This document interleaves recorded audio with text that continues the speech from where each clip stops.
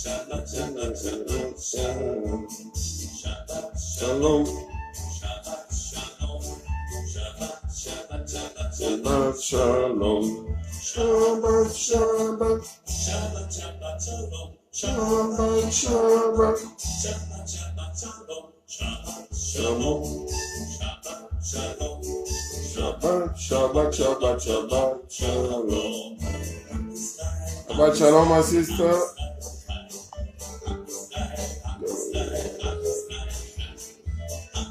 Shabbat shalom, my sister. May Adonai bless you.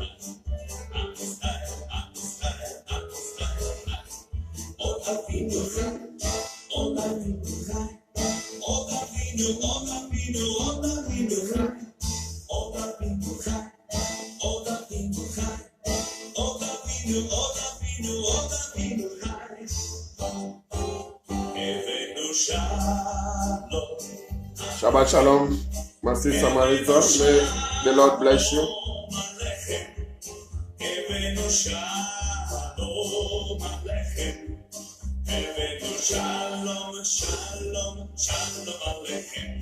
Shabbat shalom.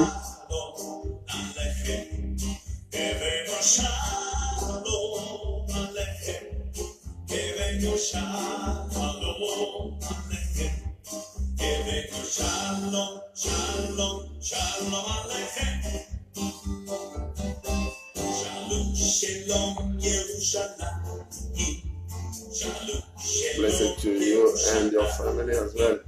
Thank you very much. May Hashem bless yourself and your family. Thank you.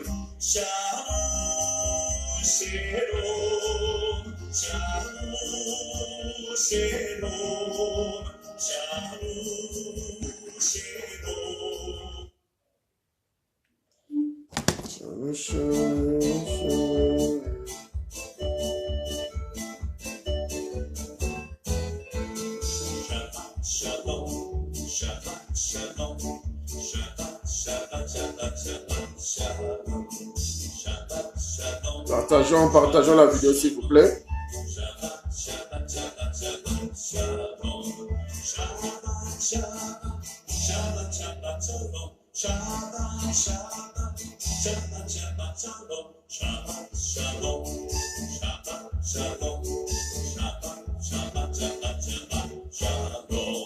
Partageons la vidéo, nous allons commencer. Nous allons commencer dans 2 minutes.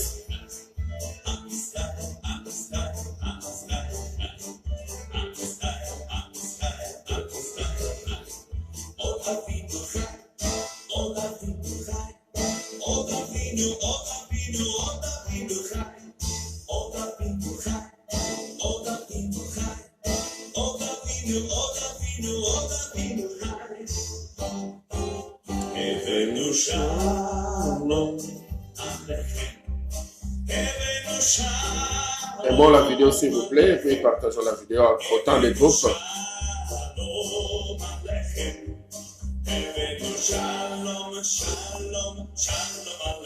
Shabbat shalom.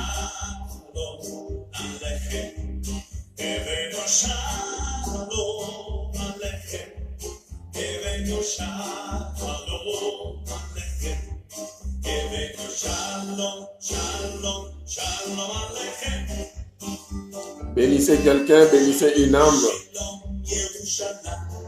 En partageant cette vidéo, vous êtes en train de bénir quelqu'un.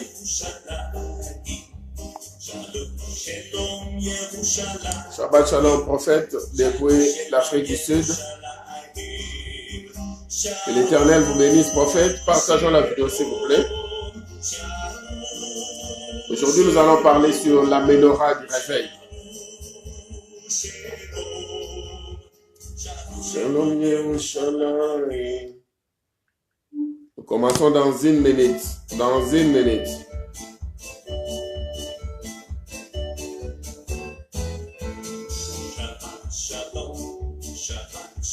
Je suis déjà presque à la fin. Faites comme moi, s'il vous plaît. Aimons la vidéo et puis partageons la vidéo en cascade. C'est la seule offrande qu'on vous demande ici à l'émission Shabbat Shalom. Shabbat, Shabbat, Shalom. Shabbat, Shabbat.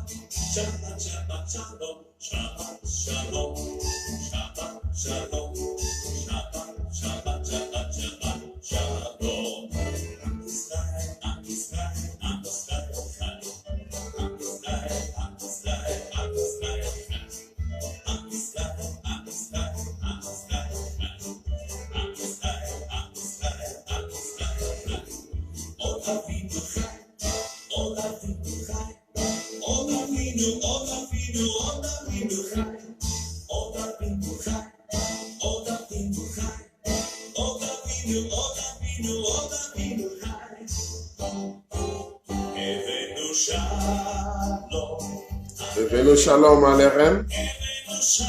Nous vous souhaitons un samedi de bien-être total.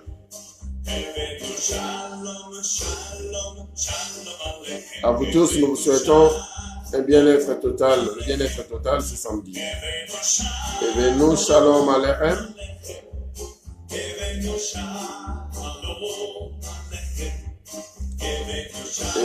Et voilà, j'ai fini, je vais le finir.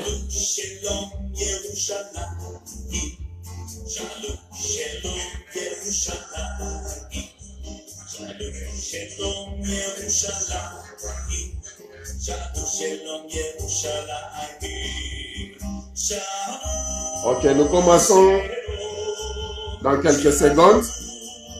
C'est la dernière occasion pour tout le monde de partager la vidéo, s'il vous plaît.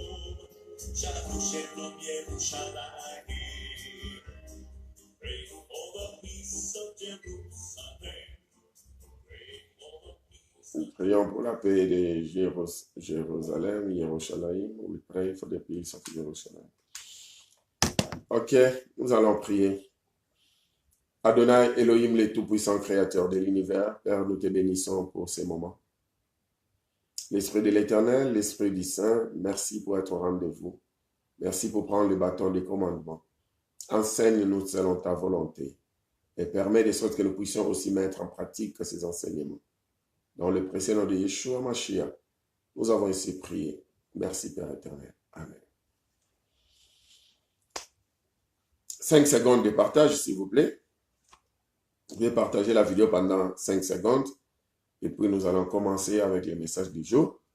Mais avant de commencer, nous allons premièrement vous présenter nos excuses. Donc, si vous voyez même l'image et tout, et même le background, ce n'est pas ce que nous avons l'habitude de faire. Aujourd'hui, nous sommes en train de filmer avec un autre appareil. Alors, ça a pris un peu du temps pour essayer un peu dans la mise en place. Nos excuses pour cela, nos excuses pour les retards. Et voilà, nous sommes là. Merci beaucoup pour votre patience. Et merci beaucoup pour ceux-là qui sont en train de partager cette vidéo en cascade. Et ceux qui n'ont pas encore fait ça, vous avez 10 secondes à partager la vidéo. Et puis, nous allons commencer. Aujourd'hui, nous allons commencer avec notre sous-thème, la menorah du réveil. La menorah du réveil. On avait fini avec notre sous-thème de la fois passée concernant la foi. En fait, si je vous dis que nous avons tout enseigné concernant la foi, c'est que je suis en train de vous mentir. Parce que si on continue avec la leçon de la foi, on pouvait encore faire même 4 semaines de plus. Et il n'y a personne sur cette terre des hommes qui dira que j'ai fini avec un enseignement ou un autre. Donc l'Esprit de l'Éternel nous apprend toujours davantage. Avec un seul sujet, nous pouvons faire des semaines et des semaines. Il va toujours nous donner sa révélation. Parce qu'il est une source intarissable. Donc au moins, on avait bouclé avec ces sous-thèmes. Parce que notre thème central ou général a toujours été les retours à l'évangile fait à Sion. Cependant, nous avons des sous-thèmes. Et aujourd'hui, c'est la vidéo numéro 97. Je vais un peu vérifier. Oui, la vidéo numéro 97 ou 97 pour le belge. Il nous reste 3 vidéos pour clôturer les enseignements de l'école Shabbat Shalom, mais nous allons continuer avec des prédications comme on vous avait dit. Si vous voulez devenir étudiant de Shabbat Shalom, qui est une école biblique en ligne, écrivez-nous par inbox et nous allons vous donner les directives qu'il faut. Je suis à votre service, mon nom est David Mafuta de Mount Zion Ministry. Nous avons toutes nos vidéos sur YouTube. Sur la barre de recherche, il suffit de taper Shabbat Shalom David Mafuta ou directement David Mafuta et commencer par la vidéo numéro 3 pour avoir une bonne base. Ne regardez pas les vidéos en désordre. Commencez par le numéro 3, 4, 5, 6, ainsi de suite, jusqu'à aujourd'hui, 97. Alors, je disais, nous allons parler sur la menorah du réveil. C'est quoi une menorah? Je pense que ça serait mieux si j'avais amené la menorah avec moi. La menorah, c'est un chandelier à 7 branches. Vraiment, nos excuses. Prochainement, on fera de notre mieux. Parce que ma menorah s'est cassée. On fera de notre mieux pour acheter une autre menorah. Donc, la menorah est un chandelier à 7 branches. Et depuis qu'Israël est devenu en tant qu'État, publié par les Nations Unies le 14 mai 1948, leur symbole qu'ils utilisent maintenant, c'est le symbole de la menorah. C'est ce qui représente Israël, ou l'étoile de David. Mais c'est la menorah et l'étoile de David au-dessus de la menorah.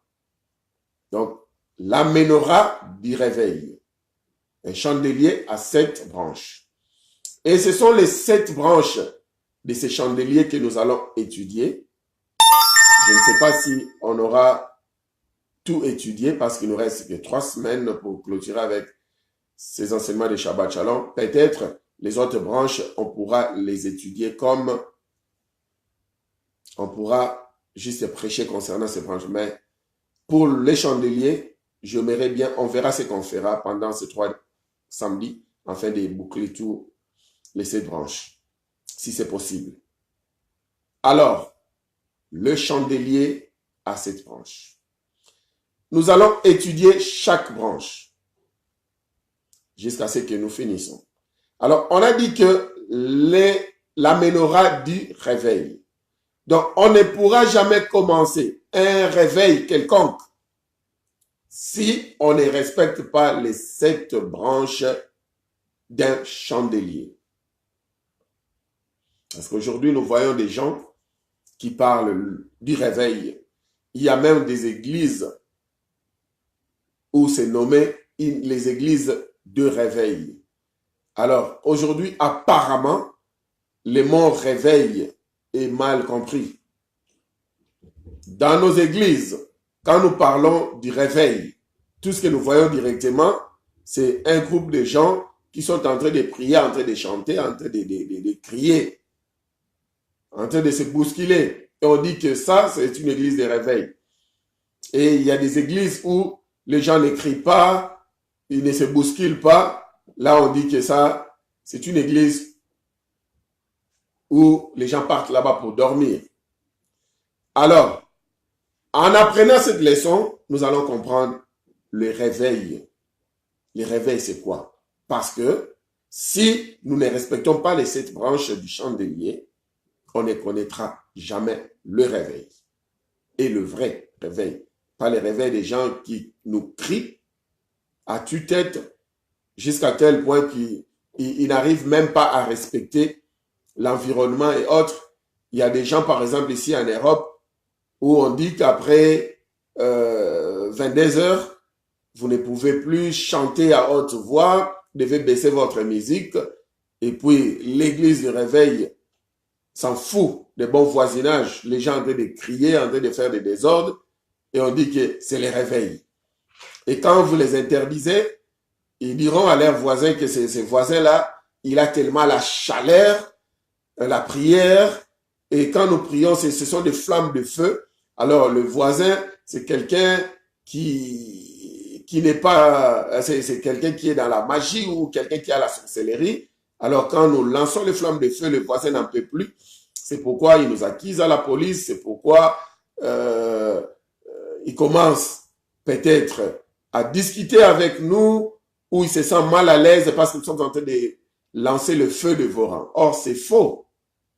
C'est faux. Même moi-même, par exemple, à tout moment, quand je pars au Congo, il y a des fois où tu es chez toi à la maison, tu n'as pas besoin de bruit, tu veux juste te concentrer. Mais il y a 4 églises à côté où les gens vous crient à tête. Ils ne prient pas, mais ils sont en train de crier. C'est vraiment comme la prière faite à Baal. Vous voyez quelqu'un qui répète les mots, même mots. Oh Seigneur, Seigneur, Seigneur, tu es où? Où es-tu, Seigneur? Où es-tu? Sauve-moi. Mais non, ça c'est la prière de Baal. Parce que l'Éternel vous a déjà dit là où 2 ou 3, ils se sont réunis à mon nom, je suis au milieu d'eux. Alors l'Éternel vous a déjà dit, vous êtes déjà plus de 3, plus de 2 dans une assemblée. Il est au milieu de vous. Pourquoi vous les cherchez encore? Seigneur, où es-tu? J'habite vos corps. Vos corps sont les temples de mon esprit, a dit l'Éternel. Seigneur, où es-tu? C'est la prière de Baal. Alors, ce sont des prières de Baal qui montent comme ça dans des assemblées. C'est pourquoi l'Éternel dit, vous priez, nous dit Jacques, vous ne recevez pas ce dont vous demandez parce que vous ne savez pas prier. Les gens commencent à crier. Moi, j'appelle ça la prière de Baal. Seigneur, pourquoi m'as-tu abandonné? L'Éternel dit, je ne t'abandonnerai jamais, je ne te délaisserai jamais. Vous voyez? Et c'est comme ça que les gens vont commencer à crier. On appelle ça l'église du réveil. Et quand ces gens-là vont sortir de l'église, ils ont des ennemis. Il y a des gens, ils ne s'entendent pas. Même le pasteur, quand il est là à la chaire, il est en train de parler, donner des exemples qui choquent les âmes sensibles et tout. Vous voyez un peu ça? Alors, prenons 2 Chroniques, chapitre 7, le verset 14. 2 Chroniques, chapitre 7, le verset 14. Si mon peuple, j'attends un peu, 2 Chroniques, chapitre 7, le verset 14. Shabbat Shalom, ceux qui ont à peine commencé, nous vous souhaitons le bien-être total pour ce samedi. 2 Chroniques, chapitre 14, 2 Chroniques, chapitre 7, 2 Chroniques, chapitre 7, le verset 14. Je lis.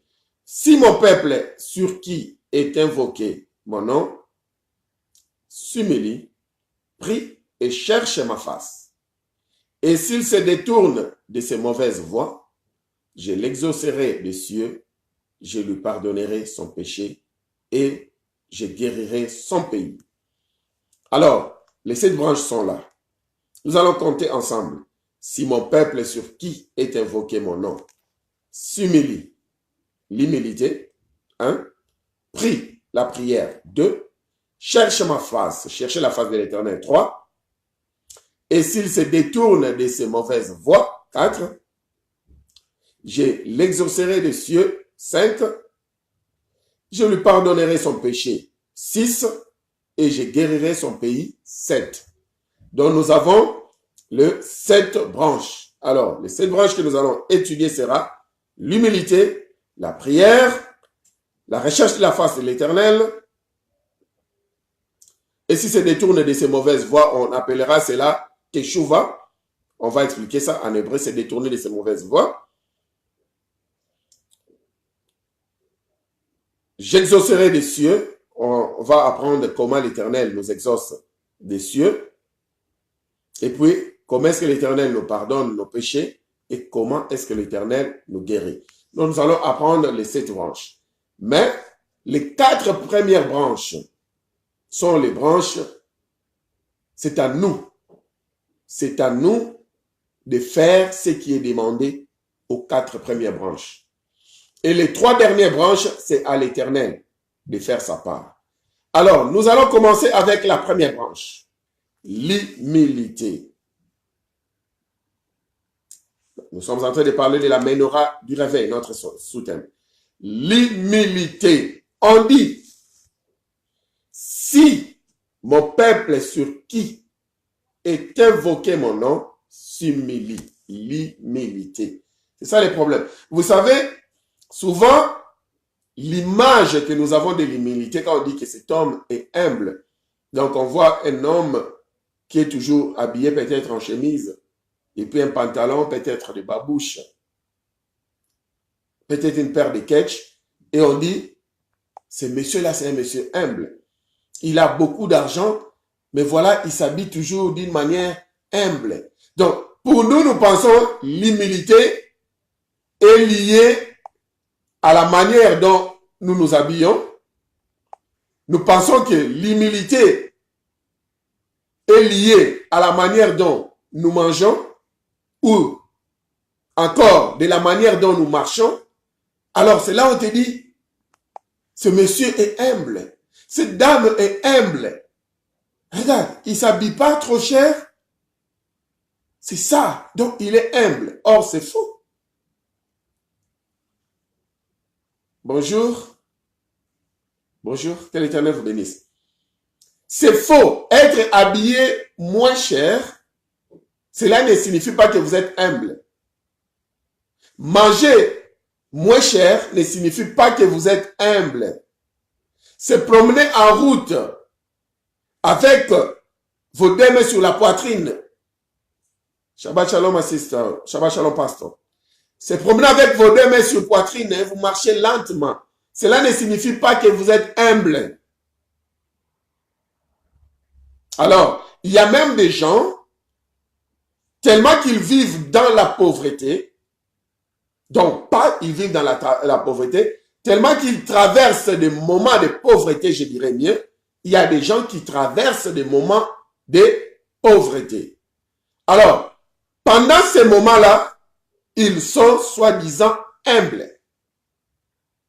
On dit, oh, ce monsieur est humble, parce qu'il traverse des moments de pauvreté. Mais seulement le même monsieur, la même dame, une fois qu'elle commence à recevoir, comme les Ivoiriens disent, un peu, quand elle commence à recevoir un peu, comme les autres nations diront, quand ils commencent à recevoir beaucoup d'argent, ces gens-là changent de nature. Ils commencent à crier sur tout le monde. Ils changent de langage. Ils commencent avec des langages. Ne blague pas avec moi, je ne suis pas n'importe qui. Je vais te faire arrêter. Je te montrer qui suis-je. Alors, le langage change. Mais quand ce monsieur-là il traversait une situation de pauvreté, tout le monde l'appelait humble. Sa manière de s'habiller change. Alors, c'est quoi maintenant l'humilité? Parce qu'on dit que ce peuple-là, la première des choses, la première branche de son chandelier ou de sa menorah, le peuple de l'Éternel doit connaître à s'humilier. L'humilité. L'humilité provient d'un mot en hébreu qu'on appelle anava. Anava. Alors, anava signifie, en anglais, par exemple, je vais utiliser un mot en anglais, puis il y aura des mots en français. Il y a un mot en anglais, je ne sais pas comment mettre ça en français. Même les francophones, nous utilisons toujours les mêmes mots là. Être gentleman. Ça signifie être modeste. Ça signifie s'abaisser. Ça signifie faire passer les autres en premier. Comme on dit dans Jean chapitre 15, le vrai amour, c'est de donner sa vie pour les autres. Cela ne veut pas dire que tu vas te pendre. Cela ne veut pas dire que tu iras te crucifier comme Christ. Christ est le seul à être crucifié pour l'humanité. Mais on donne sa vie pour les autres à plusieurs manières. Faire passer les autres en premier. Être là derrière eux. Être un homme modeste. être un homme gentleman. C'est ça, anava. Alors, quand tu n'es pas gentleman, même si tu t'habilles, tu as beaucoup d'argent, tu t'habilles en jeans et puis chemise comme moi, avec une paire de ketch qui ne coûte que 10 livres sterling, cela ne fait pas de toi un homme humble si tu n'es pas gentleman. Si tu ne fais pas passer les intérêts des autres en premier, si tu n'es pas prêt à donner ta vie pour sauver la vie des autres, tu n'es pas un homme humble. La Bible te voit comme un orgueilleux. Mais Adonai bless you also, pastor. La Bible te voit, Yahvé te voit comme un homme orgueilleux. Donc le monde te verra, un homme qui s'habille simplement, un homme qui parle lentement comme un prêtre, un homme qui marche lentement comme un ange, si je connaissais la démarche des anges. Alors, les hommes t'appellent un homme humble. Mais toi-même, à ton intérieur, dans le fin fond de toi-même, tu connais que tu n'es pas gentleman. Tu connais que ce sont tes intérêts qui viennent en premier, les intérêts des autres après. Tu connais que tu n'es pas modeste. Alors, en ces moments-là, devant l'Éternel, tu es un orgueilleux. Mais devant les autres, les hommes, tu te fais passer pour quelqu'un qui est humble. Or, la Bible dit, Yahvé résiste aux orgueilleux. Et il fait grâce aux humbles. Donc, si nous sommes des orgueilleux, Yahvé va nous résister. Alors, la résistance en question dont on parle, ce n'est pas une résistance humaine. C'est une résistance où l'Éternel se tient devant toi afin que tu ne puisses pas bouger. Et la Bible nous dit dans Proverbe, chapitre 15, le verset 33, la crainte de l'Éternel enseigne la sagesse et l'humilité précède la gloire. On ne pourra jamais connaître la gloire de l'Éternel si on n'est pas humble. Alors, l'humilité dont je parle, c'est l'humilité qui est mesurée par l'appareil de mesure de l'Éternel. Pas par l'appareil de mesure d'homme. Vous pouvez me voir, dites, oh, ce pasteur-là, il est humble. Vous pouvez voir un autre pasteur, vous dites que ce pasteur-là, il est très humble. Il s'habille d'une manière simple. Mais ce pasteur-là, quand il reçoit les dîmes à l'église, il ne partage pas avec ceux qui travaillent dans la maison de l'Éternel. Il ne partage pas sa dîme avec ses assistants. Il ne partage pas sa dîme avec, pas sa dîme, la dîme qu'on donne à l'église.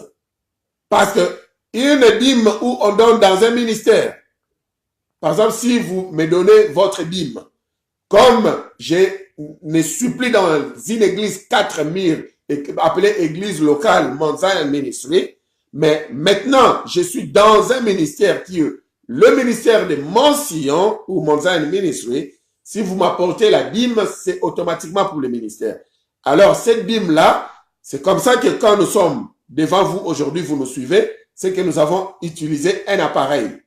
C'est que nous avons utilisé peut-être une lampe à côté. C'est comme ça que nous utilisons votre argent pour faire le travail du ministère. Et quand nous sommes à la télé, c'est peut-être avec cet argent-là que nous avons utilisé un peu pour payer les factures à la télé. C'est comme ça. Mais quand vous apportez une dîme, par exemple, dans une église locale, où il y a les pasteurs, il y a ses assistants, il y a des diacres, les anciens en un mot, il y a des chantres, il y a des membres des protocoles et tout. Il y a des services qui travaillent là à l'église nuit et jour. Et le pasteur, il prend cet argent lui-même, il s'achète des grosses véhicules, des gros véhicules plutôt, il s'achète des habits, il utilise ça pour sa propre famille. Alors, ce monsieur-là ne connaît pas l'humilité de l'Éternel. Donc, il ne fait pas passer les intérêts de l'Église avant. Lui, ce sont ses propres intérêts.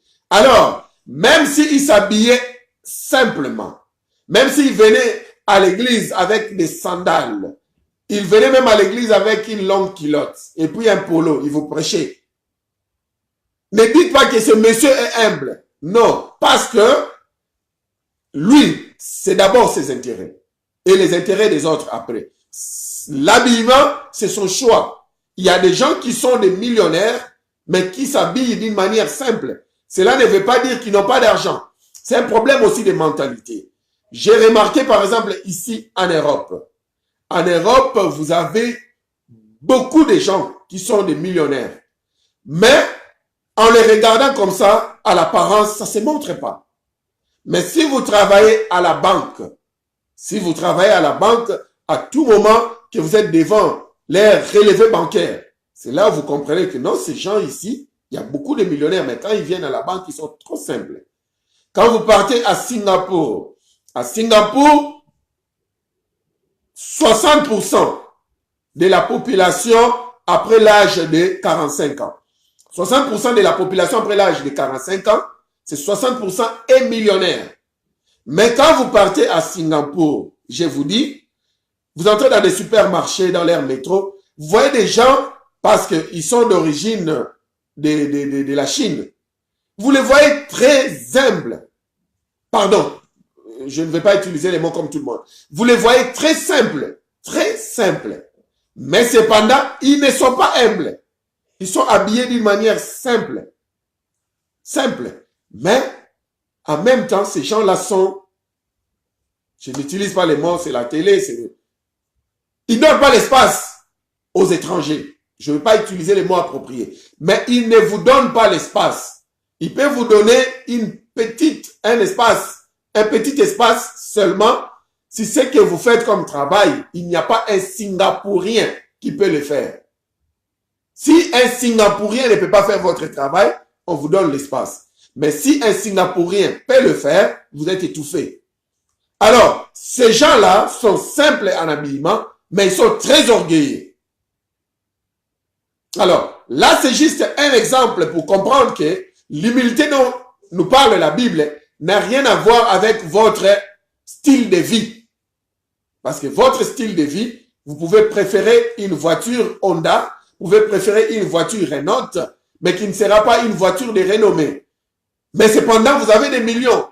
Et quelqu'un d'autre qui n'a pas de millions, lui, il préfère une Mercedes. Lui, il préfère une voiture Ferrari.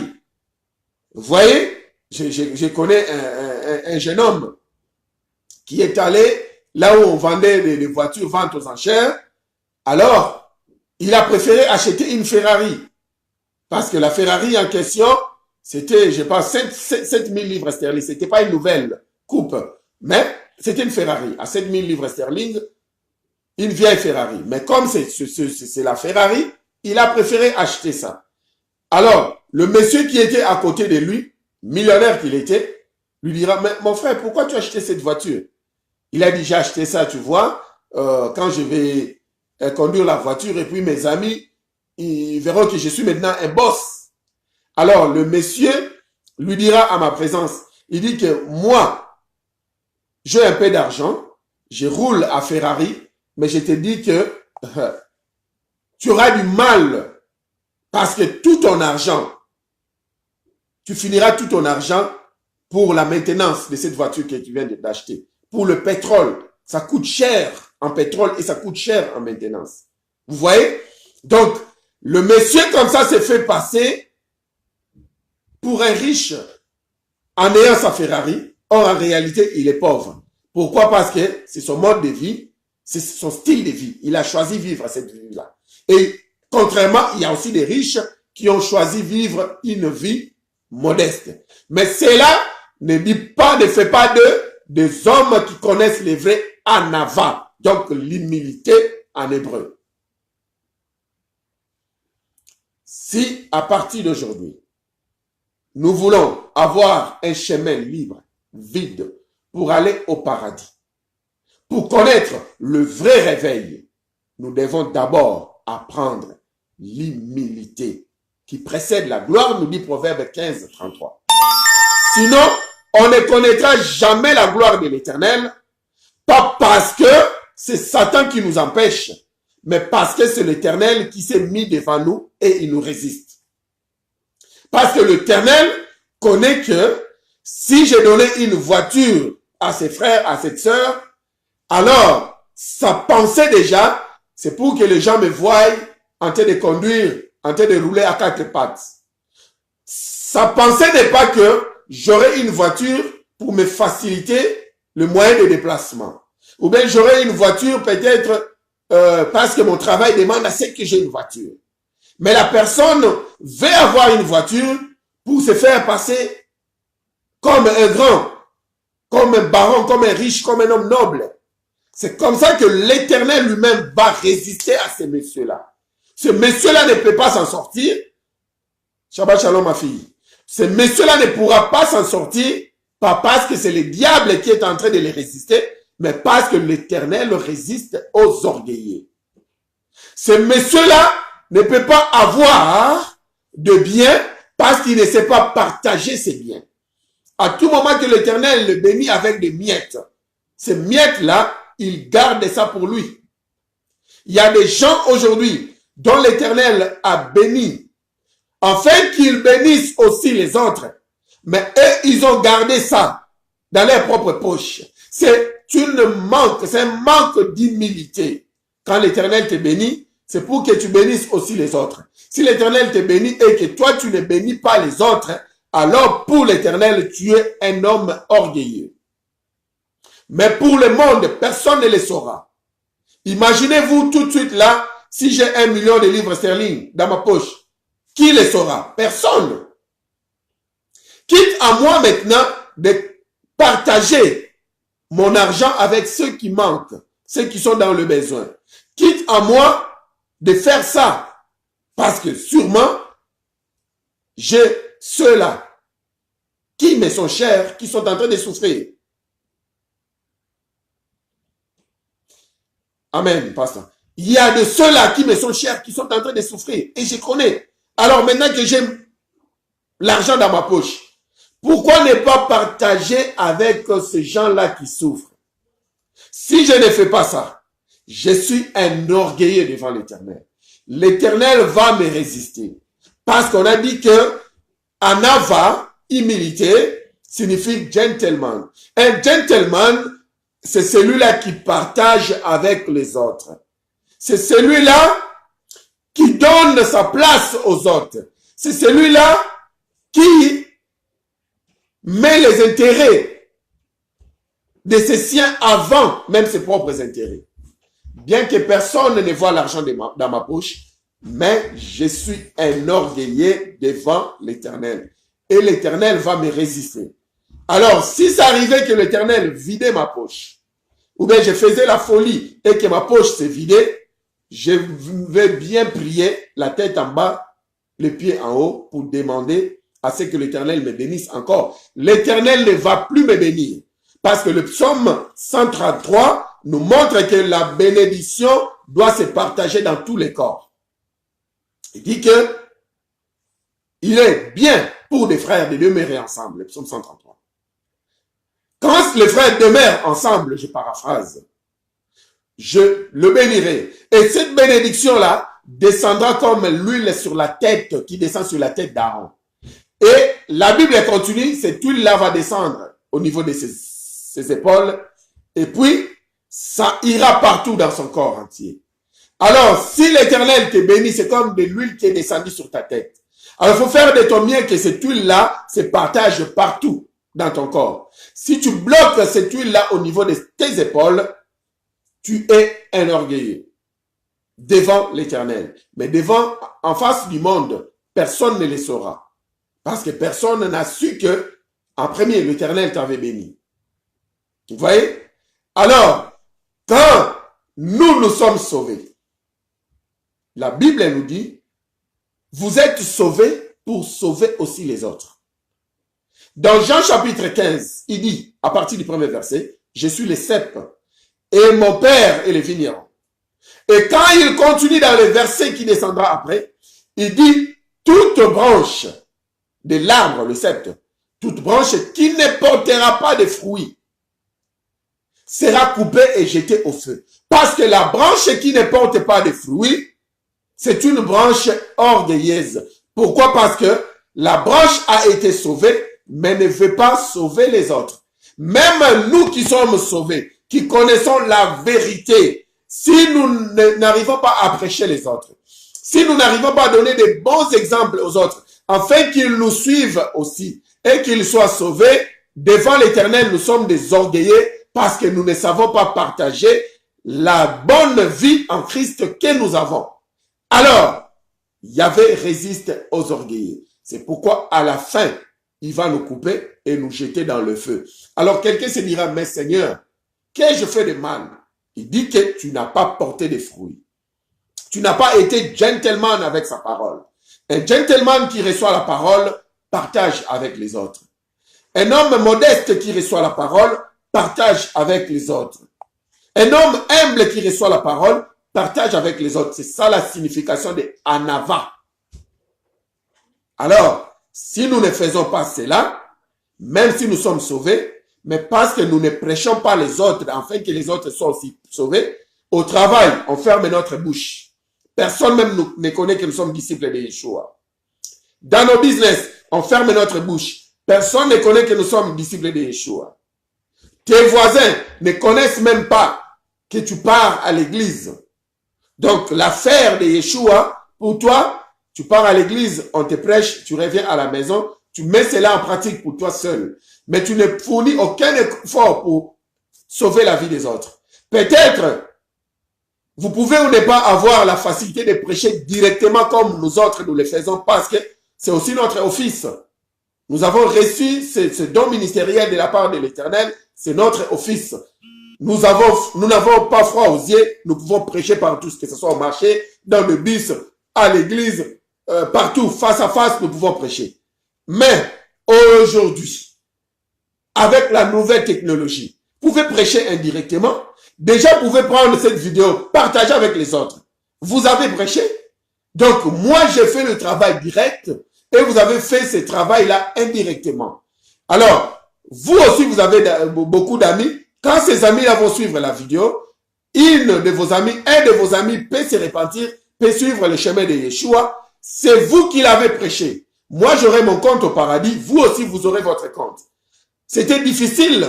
Jadis, quand il a fallu toujours pour prêcher, il fallait que la prédication soit directe. Mais aujourd'hui, il y a des prédications indirectes, mais avec la même bénédiction. Nous prêchons directement. Vous pouvez partager la vidéo. Vous avez prêché. Écrivez peut-être un petit message.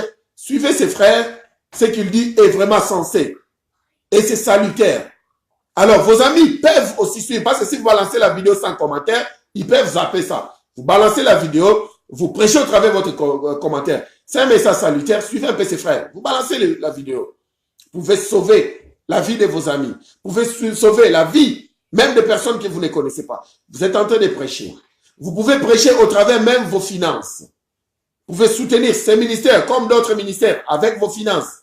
Et il y a d'autres qui vont utiliser vos finances pour s'acheter X ou Y, pour boire un peu d'eau, pour mettre un peu de carburant et aller prêcher. Vous avez évangélisé indirectement. Donc, il y a toujours une possibilité à ce que votre branche porte des fruits. C'est comme ça qu'il n'y aura pas d'excuse de cette nouvelle génération. Cette nouvelle génération n'aura aucune excuse devant l'Éternel pour dire qu'Éternel, j'ai pas pu sauver notre âme parce que j'étais limité avec ma prédication. Non, l'Éternel dit, va avec la force que tu as. On a appris ça quelques semaines passées. Va avec le peu que tu as. Même si tu n'as qu'un seul mot, Yeshua HaMashiach t'aime beaucoup. Le Christ t'aime beaucoup. Même ce seul mot peut changer les dogmes des choses. Une fois, en mission, j'étais en mission dans un pays africain. Je parlais au taximène concernant Christ. En ce moment-là, je ne savais même pas que son nom propre était Yeshua HaMashiach. Alors, j'ai utilisé les mots que tout le monde a fait avec la translittération. J'ai dit au chauffeur, j'aimerais un peu te parler de Jésus-Christ. Est-ce que tu connais Jésus-Christ? C'est du vécu. Je ne parle pas de quelqu'un d'autre, une histoire quelconque. Ce taximène-là m'a dit, non, moi je ne connais pas Jésus-Christ. C'est qui encore? C'est un footballeur. J'ai dit, non, ce n'est pas un footballeur. Jésus-Christ, c'est lui qui a sauvé l'humanité. Il a dit, quelqu'un a sauvé l'humanité? J'ai dit, oui. Il a dit non, non, non, non, non. Quelqu'un ne peut pas sauver l'humanité parce que s'il y avait quelqu'un qui avait sauvé l'humanité, pourquoi il y a des tueries, pourquoi il y a des guerres, pourquoi il y a des troubles ici, par-ci, par-là. Alors, j'ai utilisé cette occasion-là, je prêchais la parole divine aux messieurs. À la fin, il n'avait même pas accepté. Il a refusé d'accepter complètement. Il a dit, tout ce que tu dis là, c'est le blablabla. Je ne veux pas accepter. Mais de toutes les façons, moi, j'ai fait mon travail. Le monsieur est un terrain. Le monsieur est une terre. J'ai la sémence qui est la parole divine. Tout ce que moi j'ai à faire, c'est de déposer la sémence dans la terre. C'est tout. Alors, comme c'est un travail d'équipe, moi je peux déposer la sémence. Quelqu'un d'autre peut passer pour arroser cela. Ou l'Esprit de l'Éternel peut passer pour arroser ma sémence. Et ça portera des fruits. Les frères seront sauvés. Et c'est toute une équipe qui a travaillé ensemble pour le salut de ces frères-là. Donc, directement ou indirectement, vous pouvez évangéliser. Il y a des gens qui ne connaissent même pas les noms du sauveur de l'humanité. Je vous dis la vérité. Quand vous partez dans des pays comme Népal, vous partez dans des pays, pour ne pas citer toute une liste, il y a des gens, quand vous leur parlez de Christ, ils ne connaissent même pas c'est qui Christ. Il vous posera la question si c'est un boxeur ou bien c'est un footballeur. Et je vous dis, c'est la vérité. Croyez ou pas, c'est ça. Personne ne changera cela. Alors, l'humilité en avant demande le partage. En commençant d'abord par le partage de ce qui est salutaire, donc la vie de Christ, et puis le partage de tout ce que nous avons. Même cette vidéo, le fait de partager cette vidéo, vous êtes en train de faire un acte d'humilité. Alors, nous allons finir d'ici 7 minutes, 7 à 10 minutes. On va faire rapidement un petit récap. L'humilité ne signifie pas la simplicité. La simplicité est loin de l'humilité. Nous n'apprenons pas la simplicité aujourd'hui. Parce que beaucoup parmi nous, nous pensons qu'un homme est simple, cela signifie que cet homme-là est humble. Non. Être simple, c'est le style de vie, un mode de vie qu'on a choisi. Mais être humble, c'est la vie de Christ. Ce n'est pas une vie qu'on a choisie, mais c'est une vie qui nous a été imposée. Je me répète, être simple, c'est un style de vie, un choix à faire. Je choisis peut-être de m'habiller en jeans du lundi jusqu'au vendredi. C'est mon style. Alors, si j'ai beaucoup d'argent, quand les autres apprendront que j'ai beaucoup d'argent, mais je suis toujours en jeans, ils diront que je suis un homme humble. Or, c'est faux. S'ils disent que je suis un homme simple, ça tient bon. C'est mon choix. C'est mon style de vie. Mais être humble, c'est la vie de Christ.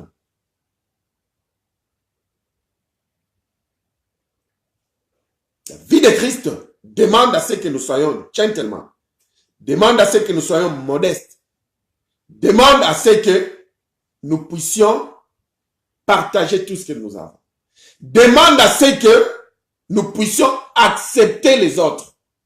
C'est ça aussi. En avant, c'est aussi l'acceptance des autres. Parce qu'il y a beaucoup de gens qui se disent humbles, mais qui n'acceptent pas les autres. Quand nous parlons d'accepter les autres, faisons très attention. Parce qu'il y a ceux-là qui sont vraiment dans l'erreur. Alors, si on ne les accepte pas, ça n'a rien à voir être humble ou ne pas être humble.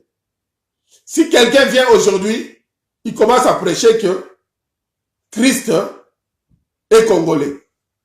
Il dit que Yeshua Mashiach est congolais. Alors, si je n'accepte pas sa prédication, cela ne veut pas dire que je suis en train de les résister. Je ne suis pas en train de les résister, mais ce qu'il dit, c'est la fausseté. Alors, je vais résister à la fausseté. Comme Saul de Tarse, l'apôtre Paul dit que je vais défendre la bonne doctrine. Donc, si quelqu'un prêche une doctrine qui n'est pas la bonne, je vais défendre cela. Cela ne fera pas de moi un orgueilleux. Mais, accepter les autres, parce que nous sommes dans un corps. Dans un corps, vous ne pouvez pas tout être. Sûrement, Christ est la tête de l'Église, qui est vraiment son corps. Mais chacun de nous est une partie de ce corps-là. Je peux être un œil, tu peux être la bouche, l'autre là peut être les pieds. Alors ça sera un danger au pied, grand qu'il est, qu'ils disent à l'œil que petit œil, moi je suis plus grand que toi. Là ça sera de l'orgueil. Parce que si petit œil dit que bon, je suis petit, toi tu es plus grand que moi, je me ferme complètement, je m'enferme complètement. Je ne vais plus m'ouvrir. L'œil ferme tout. L'œil ne veut plus s'ouvrir. Qu'est-ce qui va se passer aux gros jambes, aux grandes jambes? La jambe, à la grande jambe. Qu'est-ce qui va se passer à la grande jambe? N'est-ce pas que la grande jambe va se retrouver dans un trou? Parce que l'œil n'a pas voulu s'ouvrir. Et voilà maintenant, si la bouche se dit, moi je parle, c'est moi qui signe des contrats, c'est moi qui convainc, qui fait tout. Alors, je suis le plus grand. Le pied dit, bon, comme toi tu parles, mais comme nous avons un rendez-vous, moi je refuse de me mettre en marche. Alors tu vas signer ce rendez-vous-là chez toi, dans ta chambre. La main aussi se dit, ok, toi comme tu as déjà convaincu, comme tu es plus grand que moi, maintenant qu'il faut toucher un stylo pour signer, même si tu vas signer électroniquement, en ligne, parce qu'il y a des signatures électroniques, la main dit, mort, moi comme tu m'as jugé d'un petit, bouche, grande que tu es, signe maintenant le document. Comment est-ce que la bouche va signer? La bouche va tenir un stylo pour signer? Ou bien la bouche va toucher l'ordinateur pour signer? Alors, c'est comme ça. Le fait de ne pas accepter les autres, c'est l'orgueil. C'est vraiment manque d'humilité. Un manque d'humilité total. Alors, aujourd'hui, nous pensons être humbles, mais nous ne voulons pas accepter même le ministère des autres. Quand un pasteur prêche, ah, celui-là, c'est un aventurier. Il y a des gens même, le pasteur n'a pas encore commencé à prêcher. Directement comme ça, on voit son habillement. Ce monsieur, si c'est un aventurier, je connais ces genres d'hommes. Quand tu vois quelqu'un avec un petit chapeau sur la tête, non, c'est un aventurier. Au lieu de vous écrire, par exemple, par inbox, pasteur, tu peux nous expliquer le kippa signifie quoi? Bien que j'ai déjà expliqué ça, il y a toute une émission, toute une vidéo où je n'ai qu'expliqué le talit et le kippa. J'ai expliqué ça. Je peux encore vous expliquer encore et encore, c'est pas un problème. Vous voyez ce monsieur-là avec un petit chapeau noir. Ce monsieur-là, c'est un aventurier. Vous avez vu ce pasteur-là? Comme il a commencé à prêcher, il a commencé, eh ben, je vous dis, il commence par, non, c'est un escroc. L'autre là, il n'a pas encore fait une minute, il a déjà dit 4 fois, alléluia. Aujourd'hui, nous allons prêcher sur la menorah du réveil, alléluia. Est-ce que vous êtes là, alléluia? Oh, il a déjà dit 4 alléluia à l'espace d'1 minute. C'est un aventurier. Ce monsieur-là, rien de bon ne sortir de sa bouche. Là, c'est l'orgueil. On ne laisse pas l'espace à quelqu'un. On étouffe tout le monde. On se dit que c'est moi. Même quand nous faisons des invitations pour que les gens viennent dans nos programmes de l'église, il y a même de l'orgueil dans le programme de l'église. Où on vous dira, nulle part ailleurs, il n'y a qu'une seule adresse. Mais mon frère, ma soeur, soyons sérieux. Si aujourd'hui, tout le monde devait partir dans une même église locale, il n'y aura même pas de place assise.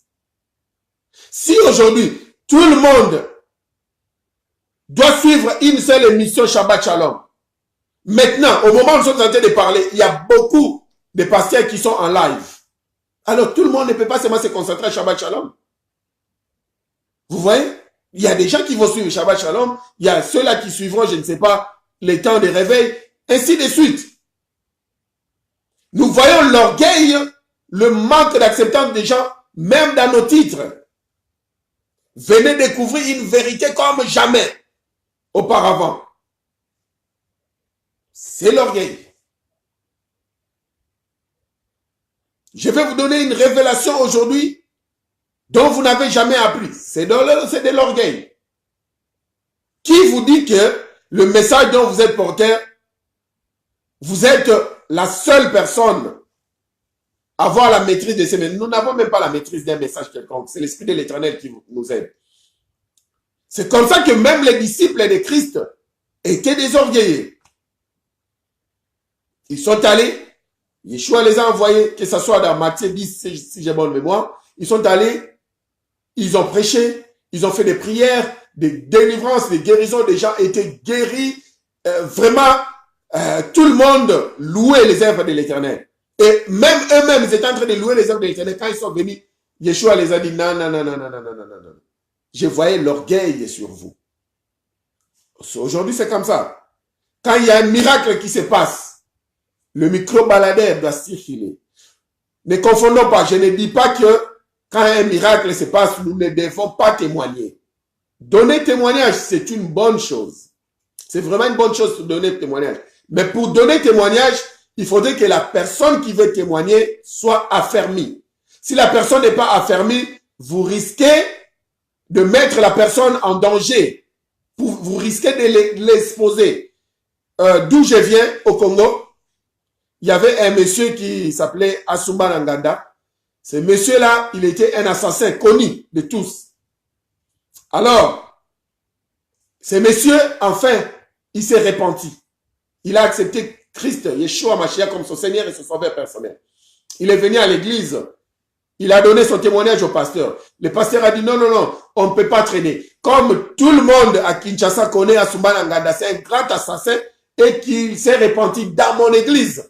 Donc, ça fait la classe de mon église pour voir qu'un assassin de renommée s'est repenti ici. Tu vas passer à la télé, tu vas témoigner.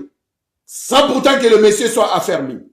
Le monsieur parti à la télé, il est parti témoigner. Il citait même les gens, les noms des gens, et il citait même la manière dont il les faisait. Il dit, tu as vu le ministre XY, ce ministre-là était mort le mois passé. Mais c'était moi qui ai tué ce ministre-là. Alors, il était dans sa Jeep. Je suis allé, j'ai créé d'embouteillage. Et puis, on l'a enlevé. J'ai mis mon couteau, nous avons décapité sa tête. Et puis, nous sommes allés encore achever sa femme à la maison pour éliminer les traces. Et qu'est-ce qui s'est passé? Quand il était à la télé, en train de témoigner, tout le monde a clamé. Il y a le membre de famille de ces gens-là, du gouvernement. Il y a aussi leurs compatriotes qui travaillent ensemble avec eux, qui se sont dit que ce monsieur-ci, il n'aura pas vie sauve aujourd'hui. Alors quand Asumba Nganda sortait seulement du plateau, ils l'ont suivi. C'est comme ça qu'il a été abattu. Juste après son témoignage, on l'a abattu. Donc c'est ça. Il y a des témoignages que nous suivons. C'est juste que le pasteur veut s'enorgueillir. C'est pas l'humilité. Le pasteur fait passer ce témoignage-là pour faire croire au monde que c'est pour voir les œuvres de l'Éternel, comment l'Éternel est grand. Or, en réalité, le pasteur utilise cela comme un point de marketing. Ça n'a rien à voir avec le salut des gens. C'est un sujet de marketing afin d'avoir beaucoup de gens qui viendront encore à l'église.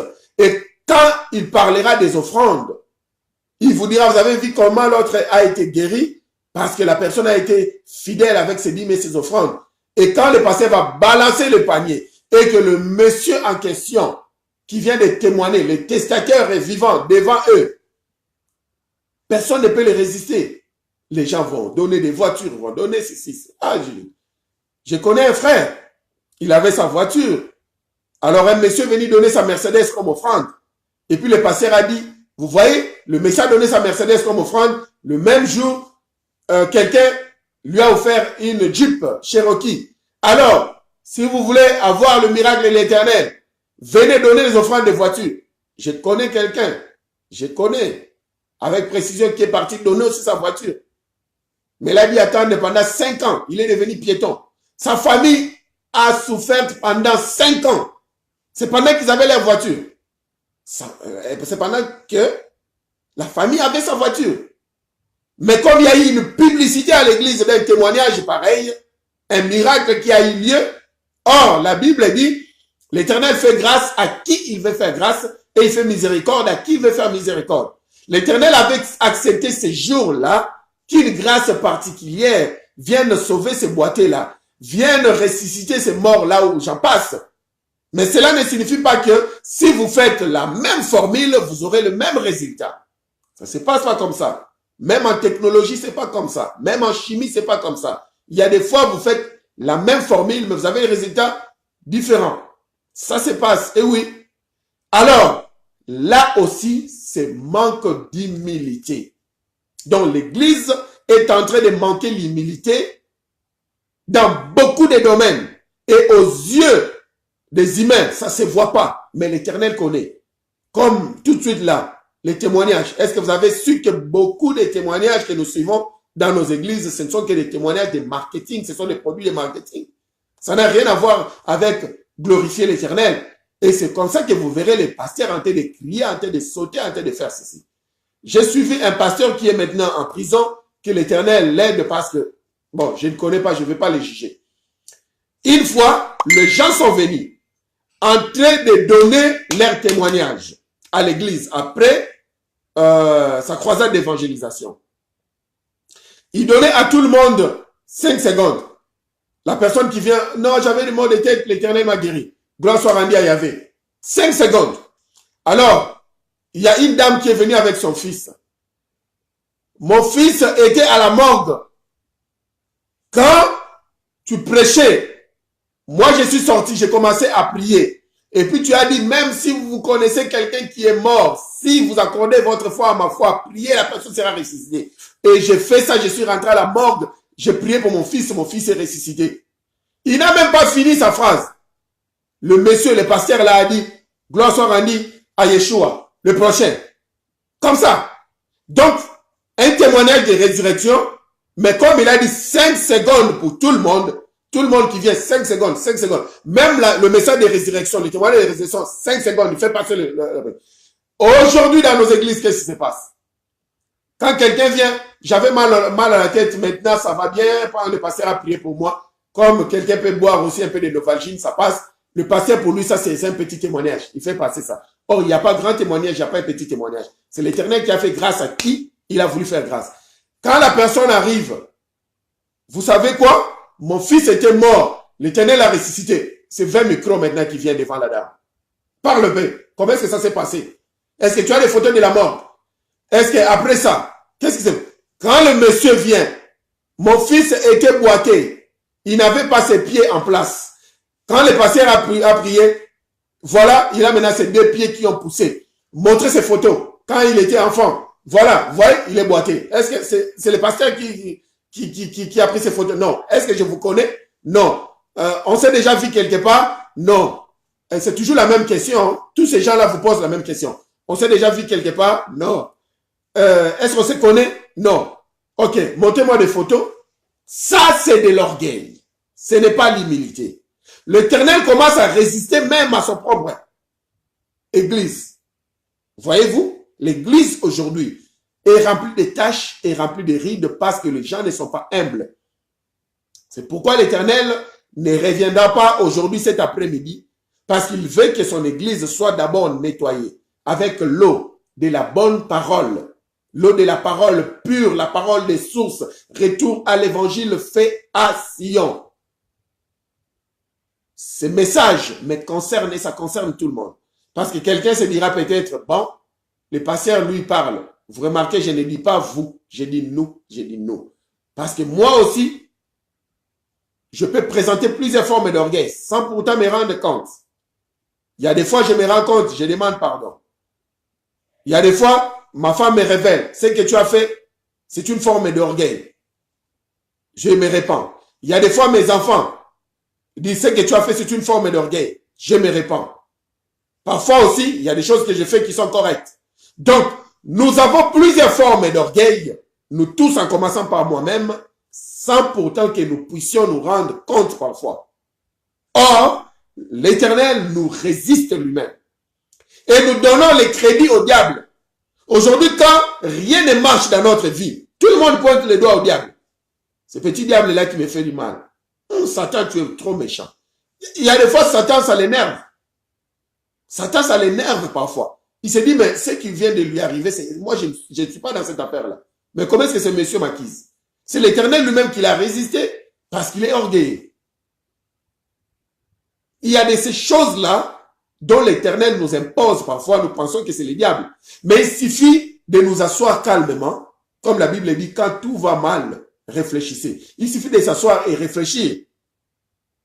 Notre fort intérieur nous donnera la révélation que ça, ce n'est pas la résistance diabolique, c'est l'Éternel qui nous résiste. Je sais de quoi je parle. À plusieurs reprises, l'Éternel m'a résisté. À plusieurs reprises, l'Éternel m'a résisté parce que je présentais quelques formes d'orgueil. Et après moi-même, quand je suis revenu à moi-même, j'ai pensé, j'ai médité sur ma vie, j'ai dit non, non, non, non, non. Si j'ai perdu ça, c'est parce que c'était une forme d'orgueil. Si j'ai connu cette résistance, là-bas, c'est cette forme d'orgueil. Alors, l'Éternel nous taille, c'est comme de l'or, non? C'est comme de l'or. On purifie de l'or. On enlève tout ce qui est saleté. On enlève tout ce qui est surcharge afin d'avoir de l'or pur. Cela ne veut pas dire que si moi-même je me fais passer à l'abattoir aujourd'hui pour vous dire que l'Éternel m'a résisté à plusieurs reprises à cause d'une forme d'orgueil ou d'une autre, cela ne veut pas dire que vous qui me suivez, vous êtes mieux que moi. Et cela ne veut pas dire non plus que moi, je suis mieux que vous. Chacun a sa zone d'ombre qui demande un travail entre lui et l'Esprit de l'Éternel, entre lui et l'Éternel. Mais la première branche que nous sommes en train d'étudier aujourd'hui, l'humilité, anava, en hébreu, demande à ce que nous soyons gentlemen. Demande à ce que nous soyons modestes. Demande à ce que nous puissions partager avec les autres. Demande à ce que nous donnons, nous privilégions les intérêts des autres. Demande à ce que nous puissions accepter les autres. Acceptons le ministère des autres. Acceptons les talents des autres. Acceptons les autres en tout et pour tout. Il ne faut pas être là à essayer de challenger les autres. À essayer de combattre les autres. Non. Et même aujourd'hui, il y a un autre problème dans nos églises. Quand une église a 100 000 membres, comme ils disent, plutôt dans la Bible, on parle des âmes, mais aujourd'hui, on parle de membres. Quand une église a 100 000 membres et qu'une autre église a 10 membres, on dit que l'autre pasteur là a plus d'onction que celui qui a 10 membres. L'autre pasteur là, il est grand plus que celui qui a 10 membres. Non, c'est faux. Ce n'est pas ça. Le pasteur qui a 10 membres, peut-être au travers ces messages, peut-être 2 membres sont sauvés et ils iront au paradis. Peut-être l'autre là qui a 10 membres, aucune âme n'est sauvée. Et le pasteur et tous les 10 membres, 10 001, 10 001 âmes iront en enfer. Alors, qui est le plus grand en ce moment-là? C'est celui qui a pu sauver ne fût-ce que 2 membres. Jean le baptiseur, Matthieu chapitre 11, Yeshua l'a appelé le plus grand de tous les prophètes. Où est sa grandeur? Nous avons des prophètes comme Néhémie. Des prophètes comme Élisée. Un prophète qui vient d'une famille noble. Élisée venait d'une famille noble, si vous ne connaissez pas. C'est pourquoi, comme il était noble, il venait d'une famille noble. Il avait même des relations avec le noble d'Israël, même avec le roi. Les relations qu'Élisée avait avec les nobles d'Israël et le roi, ça n'avait rien à voir avec les relations en tant que prophète. Ça a d'abord commencé les relations à cause de sa classe sociale. C'est pourquoi il dit à la dame, que puis-je faire pour toi? Puis-je parler à ton sujet au roi? Parce qu'il avait la possibilité de voir le roi et parler avec le roi. Mais quand il s'agissait des choses qui est spirituelles, quand le roi déconnait, il redressait les rois. Il ne faisait pas des aventures, il redressait les rois. Mais, comme ça, naturellement, comme ça, il pouvait aussi partager son butin avec les rois, parce qu'il était d'une famille noble. Mais alors, Yeshua vient dans Matthieu 11, et il place Jean le baptiseur devant Élisée. Il dit que Jean est le plus grand de tous les prophètes. Alors, aujourd'hui, quand nous parlons de la grandeur des pasteurs, quand on dit que celui-ci est un grand pasteur, n'est-ce pas? Nous limitons cette grandeur ou bien nous valorisons ces pasteurs-là par rapport aux membres d'âme, au nombre de membres qu'il a dans son église par rapport à ses biens, par rapport à ses comptes bancaires, c'est comme ça qu'on dit que c'est un grand pasteur. Ce pasteur-là qui est au village, qui n'a que des disciples, on dit que c'est un petit pasteur. Alors c'est comme ça qu'il y a des gens maintenant qui commencent à s'appeler, il se dit, moi je suis majeur pasteur. L'autre là est mineur pasteur, je suis majeur prophète. L'autre là est mineur. Pourquoi? Parce qu'ils se disent majeurs à cause de leur bien, à cause de ceux qui les entourent. Or c'est faux. Moi je ne vais pas me voir petit parce que peut-être mes prédications sont suivies par 10 textes. Et comme l'autre là, ses prédications sont suivies par des millions, c'est qu'il est grand. Non, je ne suis pas grand plus que lui. Il n'est pas grand plus que moi. Nous tous, nous sommes en train de rendre ministère selon la mesure dont l'Éternel nous a donné. Et c'est lui qui fait le reste. Donc le fait que nous nous voyons grands dans nos églises, dans tous les domaines, c'est manque d'humilité. C'est l'orgueil. L'Éternel va nous résister.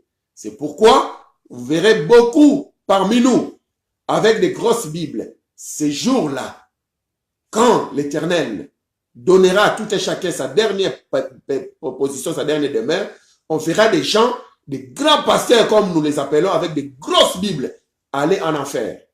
Mais ils étaient des grands.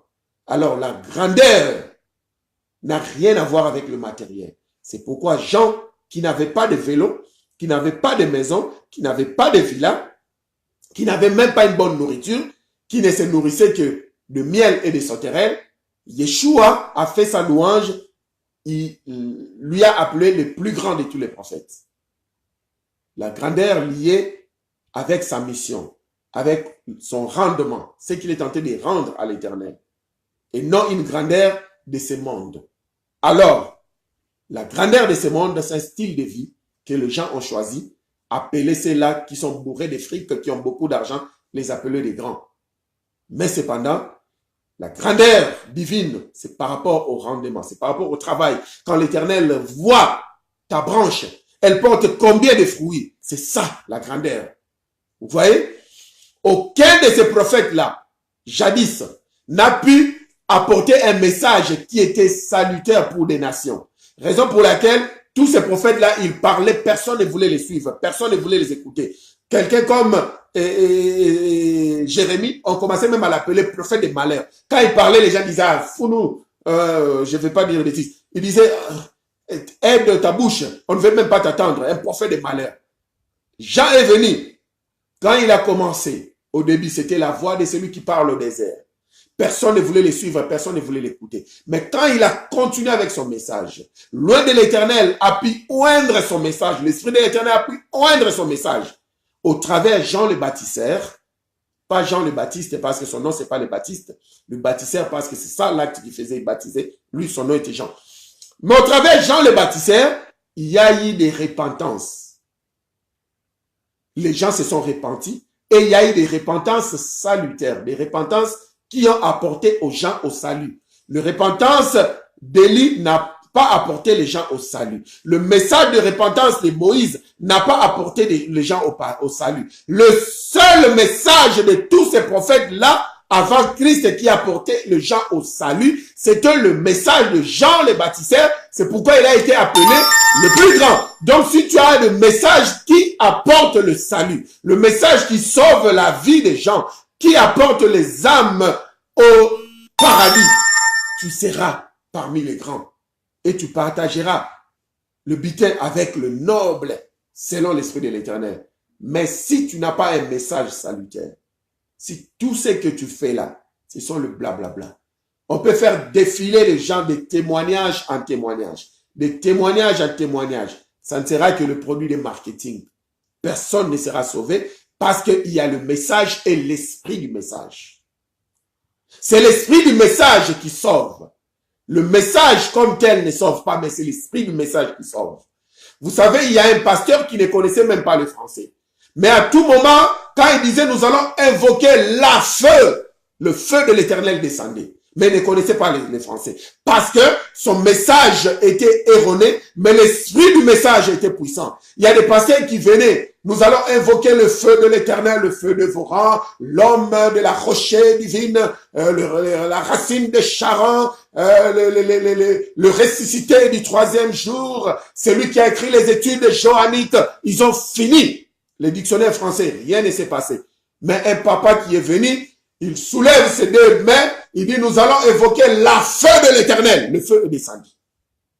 Comme à l'époque d'Élie. Et ça criait beaucoup de dégâts dans le camp de l'ennemi. Et c'est du vrai. C'est que je suis en train de vous dire, la vérité. Un pasteur, si j'ai oublié son nom au Congo, il s'appelait Makanzu. Il est déjà décédé. Il est descendu comme ça au terrain. Il dit que nous allons maintenant invoquer la feu de l'Éternel. Quand seulement il a dit ça, le feu est descendu physiquement au terrain. Il y a eu des cris de gens commençaient à se propulser par terre. Et quand il a commencé son message, un message salutaire, les gens ont été sauvés. Mais c'était au travers l'esprit du message et non le message. Donc aujourd'hui, nous avons des gens qui savent bien parler. Qui savent bien parler plus que M. Larousse. Mais l'esprit du message, c'est autre chose. Donc quelqu'un qui fait passer des gens de défilé en défilé pour témoigner la grandeur de l'Éternel, le bienfait de l'Éternel, mais l'esprit de son message, c'est que il veut faire la publicité de son ministère. C'est que c'est un produit de marketing. Alors, c'est un message qui ne sera pas salutaire. Nous allons acclamer, mais selon l'Éternel, c'est un message de l'orgueil. Et l'Éternel va résister ces messieurs. Même si, humainement parlant, nous les voyons comme si personne et rien ne les résiste. C'est comme si tout ce qu'il fait lui réussit. L'Éternel dit, ne vous en faites pas. Ne regardez pas quand le méchant réussisse. Ne prenez pas ça, que ça ne vous fasse pas mal. Oh, pourquoi ces gens-là réussissent? Pourquoi pas moi? Pourquoi ces gens-là, ils vivent dans le péché, mais tout ce qu'ils font, apparemment, ça réussit, pourquoi pas moi? L'Éternel dit non. C'est comme la paille. Les récits, c'est comme la paille. Et à la fin, comme la Bible dit, nos œuvres à tous seront passées par le feu. Parce que le jugement de la Bible dont on parle, les gens pensent qu'il y aura un vieux papa avec beaucoup de barbe qui va s'asseoir là quand tu viens. David Mafuta, parle-moi concernant ta vie. Pourquoi ce jour-là tu avais volé? Pourquoi tu avais giflé? Pourquoi tu avais crié sur ta femme? C'est pas comme ça que le jugement se passera. Si vous voulez l'appeler le vieux père va se tenir devant vous. Il y a un feu qui va brûler devant lui. Vous allez juste, nous allons juste traverser ces feux-là, c'est fini. Si tu traverses ces feux-là, tu brûles, c'est fini. Directement, tu passes à gauche, l'enfer. Si tu traverses le feu, tu ne brûles pas. Tu traverses le feu, alléluia, et c'est fini, à droite. C'est comme ça la Bible dit, les œuvres de tout un chacun va passer par le feu. C'est ça le jugement. Le jugement sera par le feu. Et la préfiguration de ces jugements-là, les hommes qui avaient un message salutaire, Shadrach, Meshach et Abednego. Daniel, Shadrach, Meshach et Abednego. Alors, comme ils avaient un message salutaire, quand ils ont mis les trois dans un fourneau de feu, qu'est-ce qui s'est passé? Le feu ne les a pas brûlés. Ils sont passés par le jugement. Et on a vu la quatrième personne qui représente Christ et Yeshua qui était là avec eux. C'est comme ça que nous avons toujours cette quatrième personne. Elle sera la deuxième personne. Pourquoi? Parce qu'on dit qu'il est notre avocat auprès du Père. Quand le feu va brûler comme ça devant le trône de la justice, parce qu'aujourd'hui, c'est le trône de la grâce. Mais au dernier jour, il n'y aura plus le trône de la grâce. Le trône de la grâce va quitter, ça sera le trône de la justice. Le feu va brûler.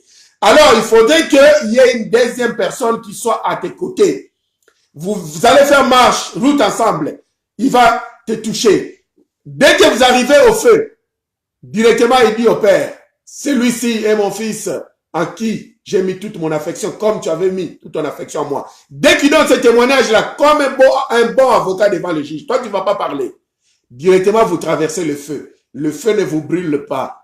Comme ça n'a pas brûlé Shadrach, ça ne va pas vous brûler. Parce que la personne qui s'est fait la quatrième personne sera avec vous. Vous allez traverser le feu ensemble avec lui. C'est comme ça.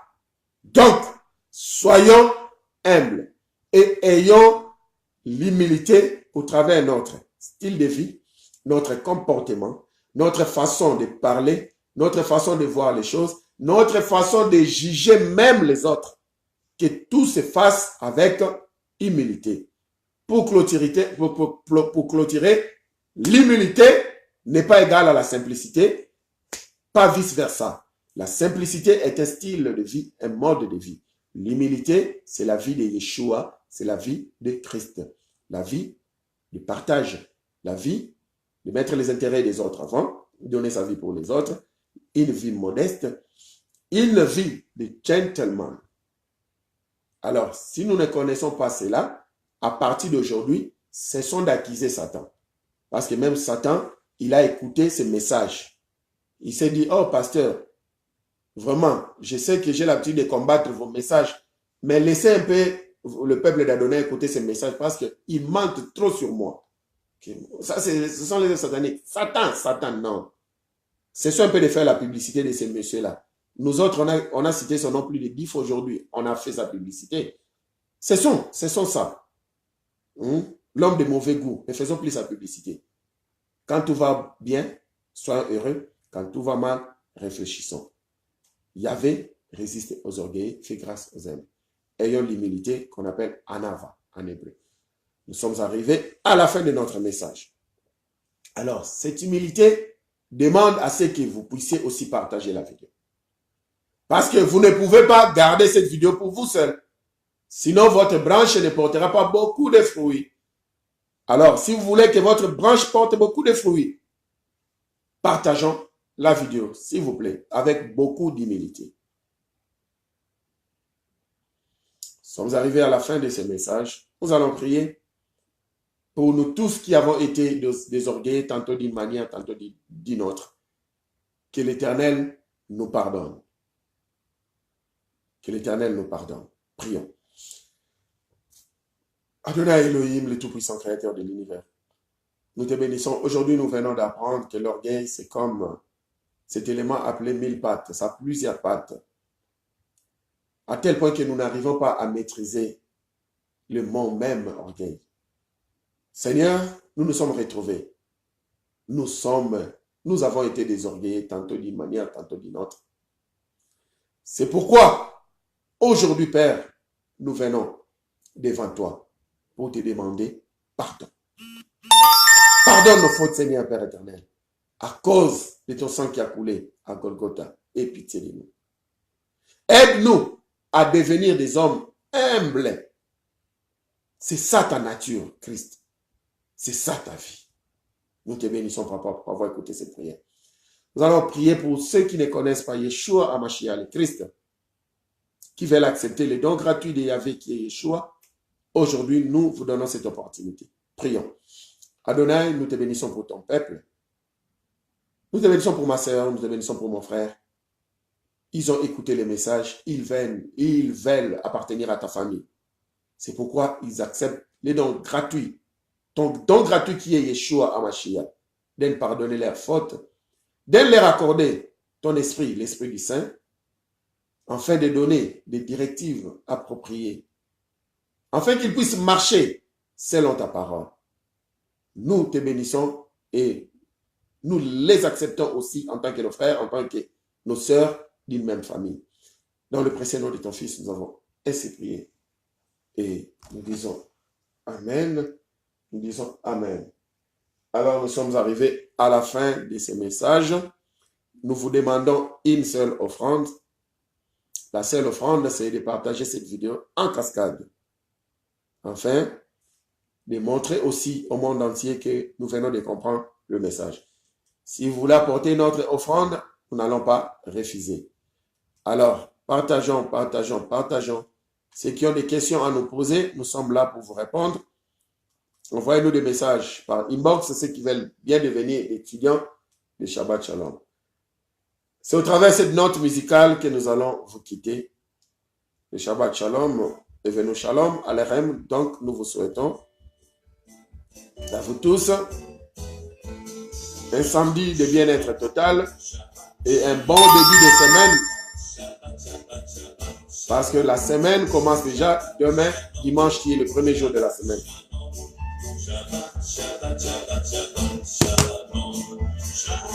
Shabbat Shalom. Shabbat Shalom. Au revoir, Shabbat Shalom. Je ne pourrai pas répondre à tous vos commentaires. Merci pour ceux qui ont commenté. Que l'Éternel vous bénisse davantage. Au revoir.